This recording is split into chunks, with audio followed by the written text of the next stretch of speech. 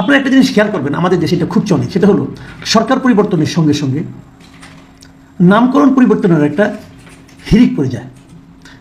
খুবই খারাপ দেখা যায় জিনিসটা, অনেক অপচয় হয়, অর্থের অপচয় হয়, তবু সেটা দেখা যায় এবং এটা নিয়ে অনেক অঘটন ঘটে।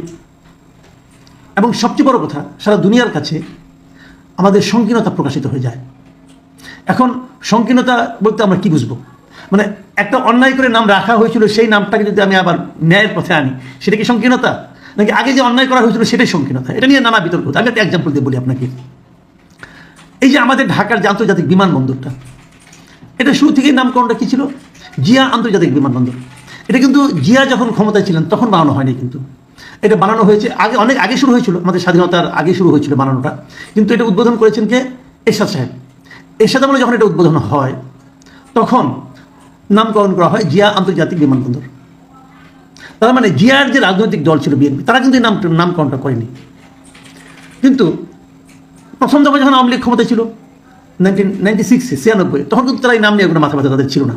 কিন্তু 2008 সালের নির্বাচনে তারা যখন ক্ষমতায় এলো, এসে তারা প্রথম যে কাজটা করলো, এই কাজটা হলো, কয়েকটা কাজই করছে খুব দ্রুততার সঙ্গে। তার মধ্যে একটা হলো এই বিমানবন্দরের নামটা পরিবর্তন করা। পরিবর্তন করে কী রাখলো তারা? হযরত শাহজালাল আন্তর্জাতিক বিমানবন্দর। তো হযরত শাহজালালের সঙ্গে জিয়ার নামের কোনো কোনো প্রতিদ্বন্দ্বিতা তো নেই, তো ওইটা পরিবর্তন এটা রাখতে হবে কেন? এবং এটা করতে গিয়ে বিপুল অর্থ ব্যয় কিন্তু হয়েছে, সমস্ত ফাইল ফর্ম অনেক কিছু, সব কিছুতে কিন্তু নামটা চেঞ্জ করতে হয়েছে। এটা কি খুব জরুরি ছিল? এই নতুন নামকরণের কারণে কি এখানে বিমান নামা ওঠা খুব স্মুথ হয়ে গিয়েছিল? হয়নি। দেখেন আরেকটা ইন্টারেস্টিং নাম, এটাকে আমাকে একটা এই নামকরণের মিউজিক্যাল চেয়ারের মতো মনে হয়েছে। সেটা কি, এই ঢাকায় একটা আপনার এই সংসদ ভবনের পাশে একটা উদ্যান আছে। এই উদ্যানটার নাম, এটা এরশাদ আমলে উদ্যানটা তৈরি করা হয়। উদ্যানটার নাম রাখা এরশাদ রাখেন চন্দ্রিমা উদ্যান।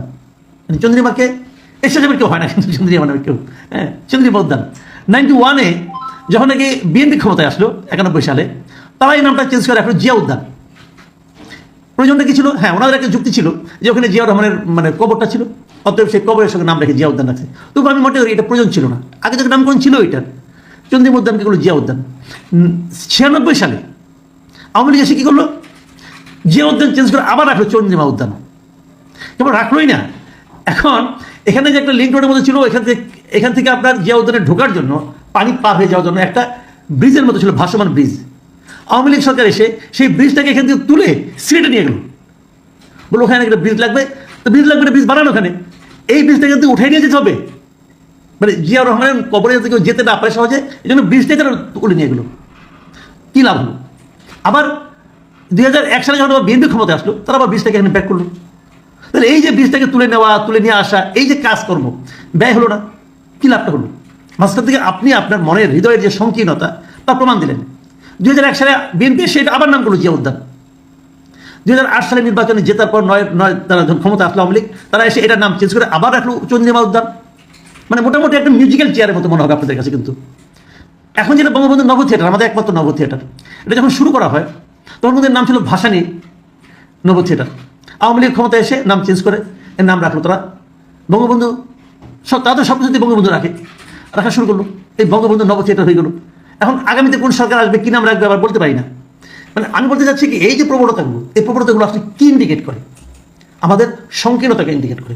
যখন আমরা সবগুলি নাম আমার পরিবারের লোকের নামের সঙ্গে নামকরণ করি, সেটা এক ধরনের সংকীর্ণতা। আবার নতুন কেউ এসে যখন গৌরবভাবে সব বাতিল করে দেয়, সেটাও আরেক ধরনের সংকীর্ণতা। কিছু নাম তো থাকতেই পারে, বঙ্গবন্ধুর নামটা কি একদমই থাকতে পারে না? থাকতে তো পারে। আমরা কিন্তু এই দফায় দেখলাম যে বঙ্গবন্ধুর সব বাদ দিতে হবে, বঙ্গবন্ধুর 7 মার্চের ভাষণটাকে পর্যন্ত জাতীয় দিবস থেকে সরাই দিতে হবে। অথচ ইউনেস্কো কিন্তু তাদের তাদের গুরুত্বপূর্ণ ভাষণের মধ্যে এটাকে স্বীকৃতি দিয়েছে, আমরা সেটাকে বাদ দিয়ে দিচ্ছি। এই যে সংকীর্ণতাগুলো, মানে একটা দলের পতন হলো, ওই দলের সব কিছু বাদ দিতে হবে কেন? এটা জরুরি কেন হবে? এটা হচ্ছে তো কিন্তু এটা কি পৃথিবীর অন্য দেশগুলো এরকম হয়? খুব বেশি একটা হয় না। আমি একটা যে এক্সাম্পলটা দেবো আজকে, এটা আপনার শুনলে আপনি নিজের একটু অবাক হবেন। পাকিস্তানের কথা ভাবেন তো। পাকিস্তানে এখন যারা ক্ষমতায় আছে, তারা কাকে সরিয়ে এসেছিল? 2002 সালে ইমরান খানকে তারা সরিয়ে দিয়েছিল, ক্ষমতাচ্যুত করেছিল অনাস্থা ভোটের মাধ্যমে। এবং তখন একটা সরকার আসছিল শাহবাজ শরীফের নেতৃত্বে। তারপরে ইলেকশন হলো, ইলেকশনের আগেই ইমরান খানকে জেলে নেওয়া হলো, তার বিরুদ্ধে দুর্নীতির মামলা হলো, অমুক হলো তমুক হলো, সহিংসতা ছড়ানোর মামলা হলো, এবং ইমরান খান কিন্তু এখনো জেলেই আছেন এবং তার 14 বছরের কারাদণ্ড তাকে দেওয়া হয়েছে একটা জমি সংক্রান্ত দুর্নীতির মামলায়। সেই ইমরান খান তার প্রতি তো এই সরকারের, মুসলিম লীগ সরকার বলেন অথবা কোয়ালিশন সরকার যাই বলেন, শাহবাজ শরীফের সরকারই বলেন, তাদের তো বিশেষ কোনো মায়া থাকার কথা না। কিন্তু তারপরেও দেখা যাচ্ছে যে পাকিস্তানের একটা প্রদেশ খাইবার পাখতুনখোয়া, সেই খাইবার পাখতুনখোয়া ওদের প্রদেশের একমাত্র আন্তর্জাতিক ক্রিকেট ভেন্যু যেটা আছে, একমাত্র আন্তর্জাতিক ক্রিকেট ভেন্যু, তার নাম তারা করেছে ইমরান খানের নামে। বিশ্বাস হয়? করেছে। ওই প্রদেশের যিনি চিফ মিনিস্টার আলী আমিন খান, তিনি এটার অলরেডি সিগনেচার করে দিয়েছেন। তারপরে এটা মন্ত্রিসভায় উঠবে, তারপরে সেখানে পাস হবে, কি হবে না হবে সেটা কে জানে। বাট তারা প্রস্তাবটা বন্ধ করেছে, মুখ্যমন্ত্রীও সিগনেচার করে দিয়েছেন। ওদের সেই যদি ক্রীড়ামন্ত্রী ছিলেন সৈয়দ ফখর জাহান, তিনি সংবাদ মাধ্যম তোমার ডনকে জানিয়েছেন এই নাম পরিবর্তনের সিদ্ধান্ত রাজনীতির ঊর্ধ্বে, কারণ ইমরান খান দেশের ক্রীড়া ইতিহাসের সবচেয়ে বড় নাম, এই জন্যই তার নামে এটা নামকরণ করা হয়েছে। এবং উনি এই কথা বলেছিলেন যে আদর্শগতভাবে চিন্তা করলে যে গাদ্দাফি স্টেডিয়াম আছে পাকিস্তানের সবচেয়ে বড় স্টেডিয়াম যেটা, সেই গাদ্দাফি স্টেডিয়ামের নামই ইমরান খানের নামে রাখা উচিত ছিল।